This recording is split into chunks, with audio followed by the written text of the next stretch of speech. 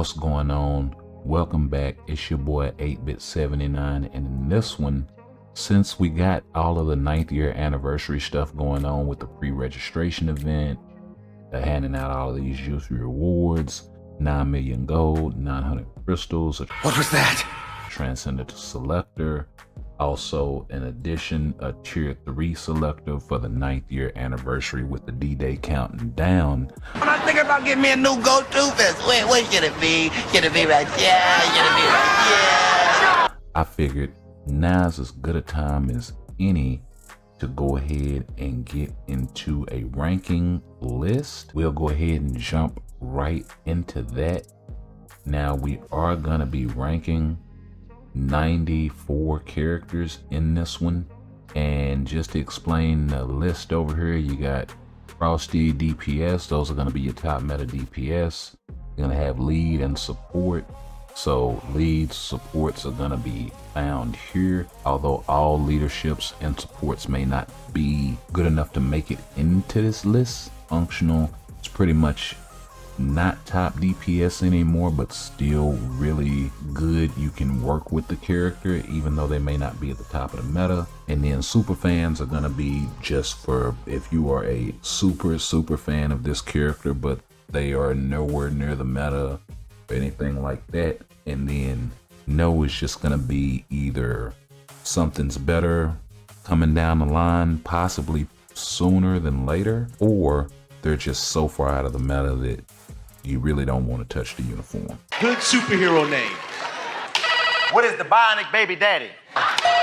What is Twerkules? Also, as another disclaimer, there will be no Crystal Wall characters on this list. That includes Epic Quest heroes, that includes Heroic Quest heroes, and Crystal Wall characters like Negasonic and Adam Warlock and Professor X. Also, no X-Gene, no Biosub characters are going to be on this list. So basically, if you got to get them with crystals or cash, you're not going to find them on this list.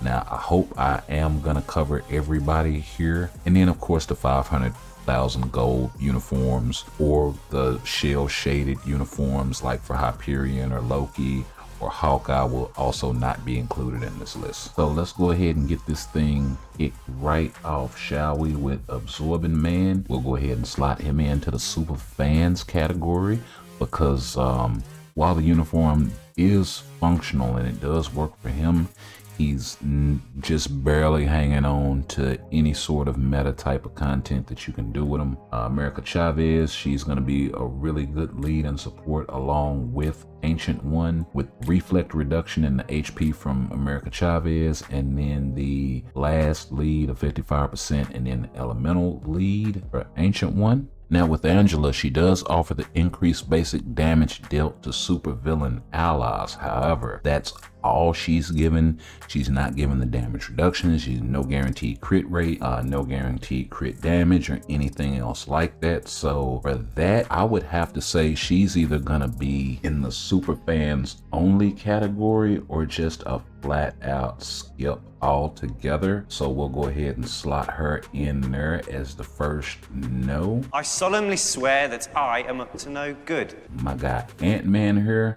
This uniform, it does make him the best version of himself. He is able to go to tier 4. You can get some amazing DPS out of him. He does do some human speed things for you, so, but you have better free-to-play options at this point. So I'm gonna have to say that's a super fan only. For Apocalypse at this point, I'm gonna say he's a hard skip. And for my guy Beast here, we're gonna go ahead and slot him in the functional because he does offer a functional lead and a functional support, but there are a few in the game that are a lot better than this guy.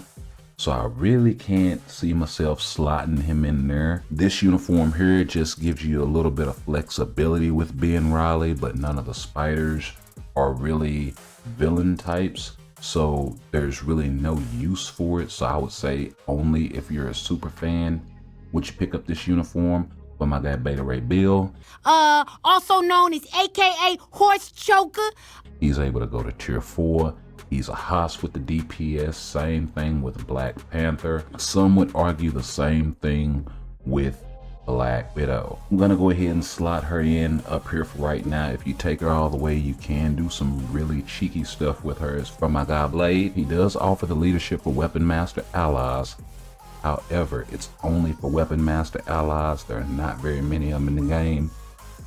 About the best one is Moon Knight, so we're gonna go ahead and have to slot him in with a hard pass. Same thing with my guy Blue Marvel. Braun, I kind of feel bad about putting him down here because this was a really good uniform for him at the time. However, it's long since passed. My guy Cable here. My lord, you're so strong that frankly it's frightening. We're gonna go ahead and slot him in as a Frosty DPS. One of the best in the game, definitely deserves to be a lot higher. Same thing with my guy Captain America right here. He's really versatile. He's really tanky and he has a lot of DPS in this uniform. Although there are better combat types, and he suffered from an era when they were dropping nothing but combat types. So that's kind of why he never really lasted in the meta, but he can still get a lot of work done for you. As far as my guy Colossus, really good lead and support, one of the best for PvP. Still seeing this guy around. For the Black Order, I'm gonna have to go ahead and slot them in as a hard no for Corvus. My guy Cull Obsidian, my girl Supergiant here, and my girl Proxima. But a sole reason we're probably going to be getting a Black Order update in the near future. You're already under my gauges. I'll say it again. I just want to talk. Hopefully. Same thing with my girl Crystal here. That's going to be a definite hard pass. For Cyclops, kind of in a tricky situation. You don't have any of the other uniforms, I would say this uniform is a really good lead, really good support. If you do have any of his other uniforms, especially like the last one that he just had, or the Phoenix 5 or any of that sort of stuff, then you can really pass on this thing. So for that reason, I'm gonna put him at the end of lead and support right there. My guy Doc Ock is the best, or one of the best combat characters in the game. So definitely gotta put him up there. Can go to tier 4, but you do have to take him all the way to tier 4 to get the most out of him. Domino, I'm gonna say super fans. I'm lucky. That's not a superpower. Yeah, it is. No, it isn't. Yes, it is. No, it isn't. Yeah, it is. No, it isn't. It is. No, it isn't. Yeah, it is. It really isn't. No, it isn't. Yes, it is. Told you. She does pack a wallop in this uniform, and it really was a game changer for her. However, she suffers from that tier 3 transcended character in a tier 4 meta syndrome. Same thing with my guy Doc Voodoo here. He does do good in that uniform, but just stuck at tier 3. So only if you're a super fan can I recommend that uniform. My guy Doctor Strange, we'll go ahead and slot him in up there as a Frosty DPS. Yes, I know Drax is really good for Alliance Conquest and things of this nature. Maybe we slot him in at functional, but I really want to either put him in no or super fans. We'll go ahead and slot Angela in at functional as well. My guy Ebony Maw here. Haven't had a chance to really test out the uniform yet myself personally, but from what I've been seeing, you're not really going to get much more out of him than what you're already getting. So yes, he does function as a support type character. My girl Elektra here really didn't go far enough with the uniform. And you know what? We'll go ahead and put my guy Ant-Man in functional as well, because yes, he can go to tier 4, and yes, he can get some things done for you. So it really just depends on your roster and where you are in the game. My guy Falcon, kind of the same thing. Gamora as well, but her DPS is really good, and then to boot, she also has a really good leadership to go with a tier 4. So we definitely got to put her up there in that DPS category. My guy Groot functions as a lead, but it's a very niche leadership, only for the Guardians of the Galaxy. So we gotta slide him in down there. Third time for Hawkeye and Kate Bishop have pretty much passed, so we gotta give them the hard pass, as well as Heimdall. I know he has some support ability, but it's just not enough there. Hela, I can't really put her in the Frosty DPS, even though she can go to tier 4. She does function really good as a support leadership, and having that tier 4 being able to get some niche kills for you in Otherworld battle or a timeline. My guy Incredible Hulk, while he functions both in PvP and PvE, because his damage scales with HP with this uniform, you can get some stuff done with him. PvE with a PvP build sort of stuff. But unless a lot of characters are banned in PvP, you're really not going to get a whole lot out of him. I wasn't playing these cards too new. Hulkbuster is just functional as a support for Technokinetics. Same thing, I gotta kind of say, well, no, his DPS is still really good. His DPS is still really good. He may be at the end of the Frosty DPS category, but Iron Man still hits really, really hard. He's just been supplanted by better. As far as the Fantastic Four, we're gonna have to go ahead and give them a hard pass as well. They probably are gonna be getting a uniform sooner rather than later. Yeah, so the Fantastic Four are probably gonna be getting a uniform sooner rather than later. Same thing with my girl Jewel here. Does give some support for the Defenders team, but it's just not enough there anymore. There is still a court of public opinion. How did you just do that? I'm a really good lawyer. Also, I didn't realize that I didn't have Daredevil in this list until just now, but he will get slotted right down in there as well, along with X-23. So there are going to be a lot of no's in this list. As far as my girl Kamala Khan, I would have to say nope as well. Uniform just isn't good enough, and being trapped at tier 3. Maybe if you're a super fan of this girl, but Kraven functions as a lead and support for the Sinister Six allies, but once again, that's a niche sort of thing. My guy Loki can get a lot of work done for you in the alien villain realm, as well as my guy Malekith, very, or really underrated DPS, I should say, as well as Mantis. And even when the DPS falls off, she still offers boatload of support. We all know what Miles Morales is able to do. Really strong DPS. So we got to throw him up there in the Frosty category as well. MODOK does have a leadership, but I would say unless you're like a super fan of this guy, yes, this uniform is cool. It's the only way to play him if you so choose to, so that's the only reason why I would put this uniform right there. My girl Moon Girl is gonna be a hard pass. You know, there are just much better DPSing tunes out there outside of Moon Knight. Even though he is capable of going to tier 4 now, he was released in that same sort of vein with Hulk and Venom and a lot of the rest of them. I used a new genjutsu against the enemy's jutsu. The reanimation jutsu is undone. Venom's DPS, on the other hand, is really good. So I would definitely throw him up there in the Frosty DPS category, as well as Nebula, because if you don't have Hope Summers, then she's going to be the next best alternative for you for a lot of content. While this is the only way to play Baron Mordo, I would say that they just didn't go far enough with this guy. So we'll go ahead and slot him in right there as well. We'll go ahead and slot Carol Danvers in up here with the Frosty DPS. I don't care how big of a fan you are. This uniform is an atrocity for Nightcrawler. Do not pick it up. Save your crystals.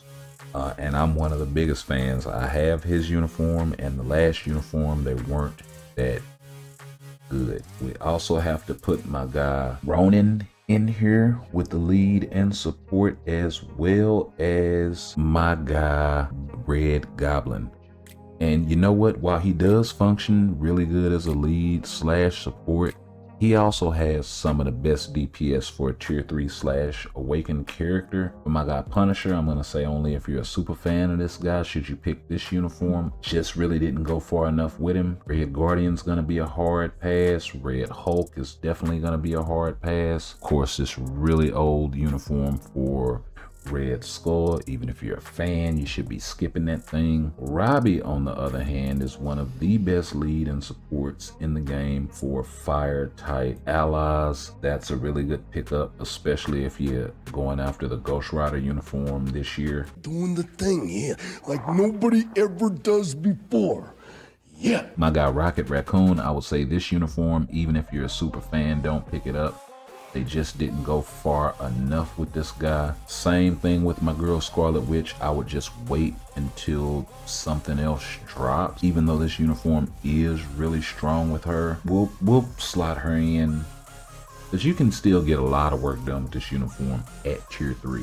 So I do have to take that into account. Same thing with Scream here. You can get a lot of work done with this uniform at tier 3. So there is that. Shadow Shell also, only if you're a super fan of her should you be picking this thing up.